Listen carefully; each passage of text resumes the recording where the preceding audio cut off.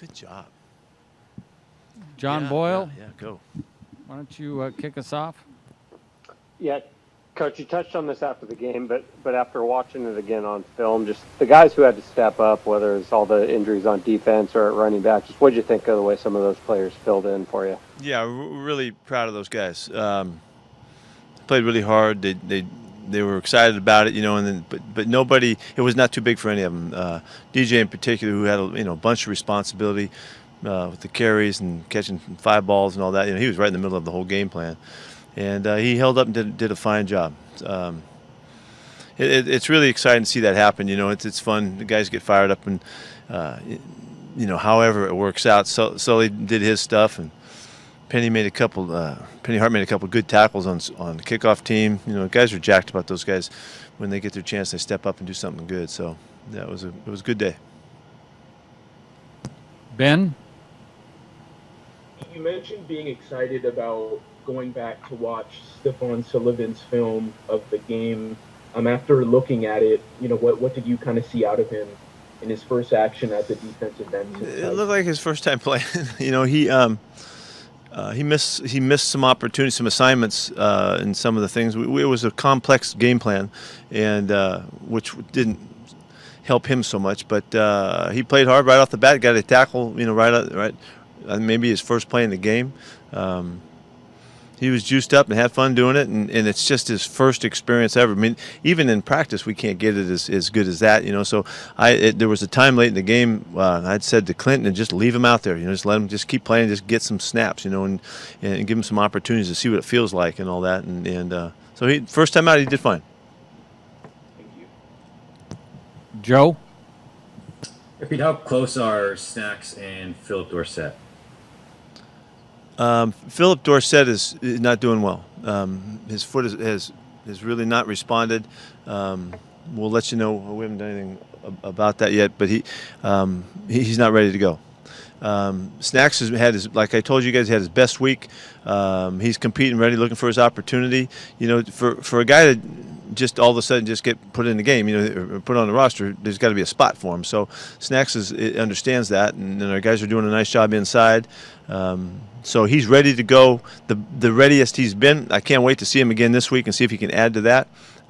He's been really on a get back in football condition for some time as he's been with us, and he's working at it really hard to get it done. He's been a fantastic member of the club and working hard, great attitude, helping young guys, the whole thing. And when his opportunity jumps, he's going to be ready to go.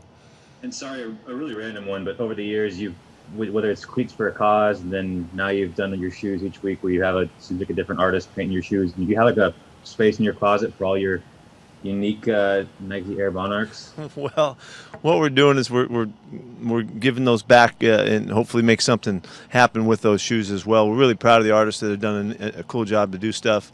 We're really trying to amplify the voices of young people that are doing really cool things in the communities and see if we can't give them a chance to get recognized and be seen and heard. And this is one of the ways that we're doing that. So I'm happy it's working out fine, and hopefully something really good will happen for some of these people. Curtis? Yeah, Pete, after getting a chance to look at it, what stood out to you about the defensive performance? What strides did you feel like you guys made in this game compared to the first several of the season? Well, we played one of the best running teams in the NFL, most committed running teams, and we really were able to play a really good day's work throughout. The perimeter stuff, the stuff they tried to do against us, we handled it. We played really well on the edge. Alton Robinson and KJ played really well to keep them from breaking down the perimeter of our defense, and then the guys chased the football like crazy in this game. So it's great to see that. Third down work was we got 3 sacks on third down in the game. We were alive and active, and it felt more like it felt earlier in the year in terms of our activity. But certainly the guys played really well up front and pursued the football like crazy. That made it all happen. So we made good progress. And the fourth quarter we didn't make progress in just getting off the field a couple more times. It's third downs, and we have to do better there. And So it was a good day, a really good day's work to hold anybody like that, particularly a team that's been ripping. We take pride in that. Corbin? Hey, Pete, you guys have been limiting Dwayne Brown's workload since the start of training camp to keep him healthy, make sure he's fresh. It seems like that's really paid off for him this season. Is this the best that you've seen him play since you guys got him a few years ago? He's been so consistent, Corbin. I don't know that this is the best he's played. We have been able to manage, his preparation really consistently, really evenly, and so he has not had any setbacks to speak of. And so, he's playing really good, solid ball, and he's such a specialty player in that he's so gifted on the perimeter and able to get out on the edge and do some things, that most guys at that position can't do. We continue to try to put him in those positions, and he just keeps excelling. I think he's been the most consistent. He's probably felt the most consistently good. Felt well, I think I should say, throughout the first 7 games of the season. Bob? Yeah, Pete, when you guys acquired DJ Reed, there was obviously... Excuse me. Okay, gotcha. Okay. When you guys acquired DJ Reed, did you guys have a pretty good idea he'd be ready now? I mean, obviously that was sort of the issue, I guess. Maybe was his health and the torn pec and things like that. Yeah, I think John hit this exactly on point. I mean, he hit it exactly right. He talked about, if we get this guy now, he's not going to be ready for a while. When we, down the schedule, there could be a chance where he could jump right in. He's the kind of guy that could jump in quickly and help us if we need him. I mean, he called all of it, and I loved what he looked like on film when we were evaluating him. He just played like he's been playing. It took him 1 week to get ready with the team, and the next week he played, and he had a really good game and a big factor in the game. So I would say that more so me, I think it was more John, put this thing into motion to give him a chance, and fortunately when his opportunity arose, he came through. Art? Pete, big picture question. Tomorrow is an election day like we probably have never seen before. I agree with that one. Yeah. And you've been an activist in getting the vote out, obviously, as your shirt says, and also trying to keep guys informed about what's going on. We could have a situation where there could be multiple outcomes, including no outcome, by the time everybody goes to bed Tuesday night. So what are you planning, if anything, on Wednesday morning to try to get everyone up to speed on what's happening and what might happen, as well as not losing sight of the work week? We've been on the topic of voting and just kind of keeping it alive throughout. So it's commonplace. I mean, I mention all the time to start the meetings off, how many days were left to do it and what have you done lately and who you calling, who you working with, how far along are you in your process? I mean, all that kind of stuff. So I'll just go with the flow of whatever's happening. We all are waiting to figure out what's going to happen by Wednesday morning, and we'll see what occurs. We'll certainly be topical, and if there's something to talk about, and we'll deal with it. At this time, nobody knows what's going to happen, and likely sounding, it sounds like nothing will happen to be definitive. But who knows? We'll see. So we're going to stay on it. We'll stay with it and see if the guys have any questions, want to talk about it and all that, and we'll move forward. It's not a big deal for us to bring up the topic because we've been on it the whole time. So, are you concerned about distractions as things go on? At this point, no. Jen? EJ Dallas said that he feels like he belongs after yesterday's game. How did you see his confidence growing during the game, and what do you now have confidence in him to do that maybe you didn't before the game? Well, this guy's got he's got a real spirit about him, and he's been a great worker. He's been such a obvious guy right from the start. I think Russ talked about it a little bit. Right from the start when he arrived, he was early for everything. He was asking questions. He wanted to know what he needed to know, and he was inquisitive and curious and all of that in really all of the right ways. It sent really good messages. I'm not surprised a bit that he handled this because he hasn't appeared at any time like anything's too big for him. But this was such a big role, it could have, made a difference, but it didn't. And so, what we know about him now is he can go out and play the football game and come through, and we can win a game with him playing. And I think that's really exciting. He was tough. He was consistent. During the game, he had a big smile on his face. He was having fun playing, so he was he wasn't worried and all consumed by, oh gosh, what's going to happen next. He was having a blast playing football. And I once he scored once, that helped. And then he scores again, and he's cleaning it off, and the whole, though he's brushing the whole thing off, he was having a blast. So that's exactly what I would. And that's what all I've seen from him so far. He was very much in character and very comfortable with the opportunity, and was able to cash in on it because of that. Nico? Hey, Coach. I wanted to know, with Jamal Adams, how do you monitor his week? How do you progressively get him ready for game time for Sunday? Yeah, well, that's a good question, because it's been a while since he's been with us consistently. We'll have a play pitch count during Wednesday and Thursday, leading into Friday. We'll take each day one day at a time to see how he responds the next day. It's really important, the signals that he sends us the next day, and we'll see what happens. So with the intent, and I know I'm saying this because I know he's excited and dying to get out there and get playing. That we really don't know, until we get through it. But with the really high confidence that the process has been great. He's had enough time, and he feels good. So now we just need to monitor it through. It's exactly what you're asking, in a really good way, so that he feels comfortable one day to the next. That means that we won't overdo it any day, and we might have to count plays in the game too. I don't know that, but we'll wait and evaluate all of that as we go through the week. Thanks, Pete. Masvida? Yeah, hey, Coach. I wondered if you could talk about the patience of your team in two separate instances. The offense, the two early drives where they were there, but they stuck to the game plan. And then your special teams, they missed the extra point, the 39-yard punt, and then there was a 65-yard punt. So patience in terms of the team staying focused in this game, last game. Well, I do think that our guys, in particular the guys you're talking about, the kickers, that they've got great confidence, and they've earned that confidence through their work ethic and their habits and the consistency and the success that they've had.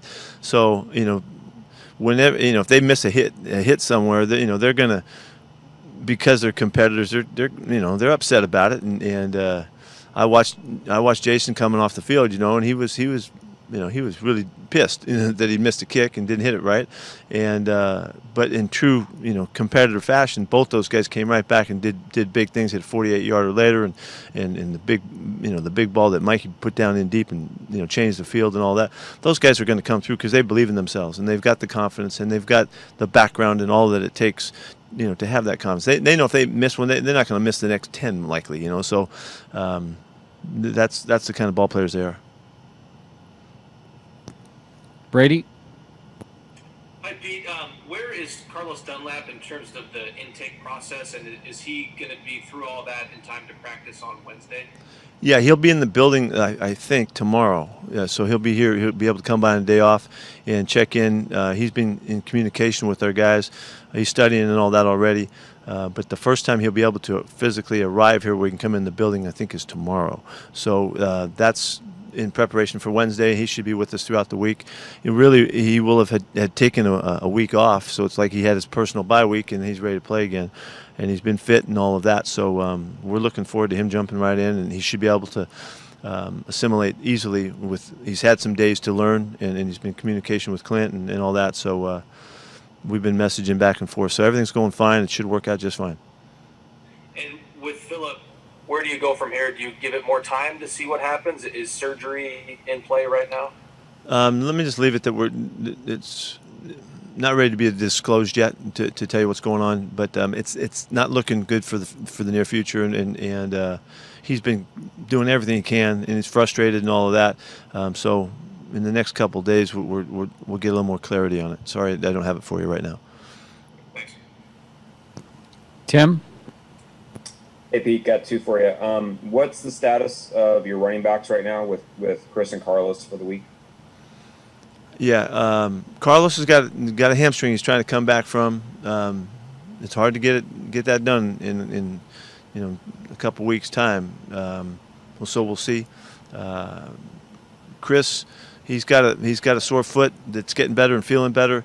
We will go to. We're talking right now that we'll take a look at him on Friday and see how he handles it and how he feels Saturday after he runs on it on Friday. That's what we're shooting for. If he's got a chance to play, we'll know a whole lot more then. We won't know yet. We don't know yet.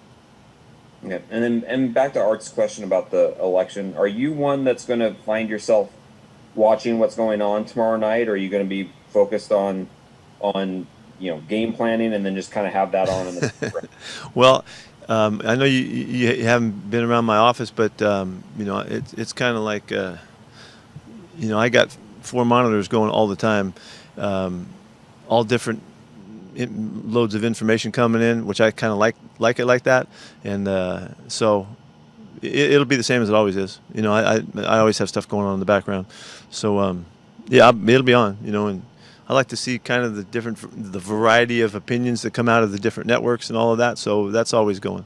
So that's a constant for me. I'll be tuned in. You can call in if you want and check in with me. Now I won't be the same as like calling Frank Luntz or somebody like that. But if you want to just check in, you could do that. Greg? It's a good shot for Frankie Luntz right there. Good for him. Your first real extended look at Alton Robinson, did he earn more snaps with how he did yesterday? Yes, he did a beautiful job. He played against the most accomplished edge blockers in Kittle and Jusic you're going to see, and he handled himself really well. He was disruptive. He was tough. He did not have any physical issues that he couldn't handle. I loved the way he played, the aggressiveness that he played with. It wasn't perfect, but it was disruptive and a big part of the success of the game plan. And that was a real challenge going in. He was going against some really good guys with great scheme and approach and all that. And I was interested to see what happened. But I think he made progress in this game. So I'm very confident in the fact that he can play against anybody. And I'm trying to think back to your SC and Depths and Patriots days. Have you ever had a punter who can change the game like Michael Dixon? No. Did that he did at the end of the first half, basically made them white flag that last drive? No, he's an extraordinary player. What's really awesome about Mike, he's such a great athlete that he's got a athlete's. No, I don't be careful with that one. He's got a real competitive mentality that he loves being in the moment. He loves being in the challenge kicks and opportunities. He looks forward to it. He's counting on making every kick. He's got a great mental outlook of the game, and he's just another one of the competitors. Whereas sometimes people will kind of pigeonhole kickers as this and that. Mike he's a everyday ball player, and you can count on him to come through. And he's got great talent too, but his confidence level is right there, and we count on him to make those plays. Joe? Be curious how you'd evaluate Greg Olson's start to your season. Greg's been doing good. He's been solid. He's been there when we need him. The ball gets mixed around. One guy gets 20 targets one week, and the next week a guy gets 15 targets. The ball doesn't get spread as much when those games happen like that. But Greg's available to make the plays. He's been very consistent. He's a good ball player, and we're counting on him to make clutch catches in every game. And sometimes you get a chance, sometimes you don't. Curtis? Yeah, Pete, a couple more quick injury things. How's Mikey Potty doing? Where's he kind of in his process, and is anything happening there? Yeah, I don't have an update today on that, but we're still taking care of Mike to make sure that we want to get him back, and we don't want to just kind of barely get him back. We're trying. Jordan's doing a good enough job that we can buy some time for Mike, and so I don't really have a good update for you specifically, other than we'll go into this week and we'll get to Wednesday and see where he is. So that's what I have on it. And then how about Ugo and Benson? Benson was really determined to get back this week, and I kind of expect that to happen. Ugo with the hamstring, it could be hard. He's kind of like like Carlos in that situation. It might not make it this weekend. We'll have to see. Last question, Bob Condotta. There's hope about your corners. It looked like you moved Quentin over to Shaquille's side and left Trey over on that side. Just sort of how you felt like that worked out and how the guys played. Yeah, well, that's a good question because that's because of the background that Q's had. He's played on both sides. He's moved around a little bit more, and Trey hasn't. He's always been on the right side. So we just went with experience in that regard. Both last 2 weeks, Quentin's done very well over there. So that's really helped us. His flexibility. He's very comfortable on both sides. I really like watching this guy play. He's got so much savvy and he sees so much. He doesn't make every play, but nobody can do that. But he's got some playmaking in him. He's going to make some big plays this season as we go down the schedule. Thank you, everyone. Okay, see you. Hey, Greg, did you vote? Did, yeah, last week.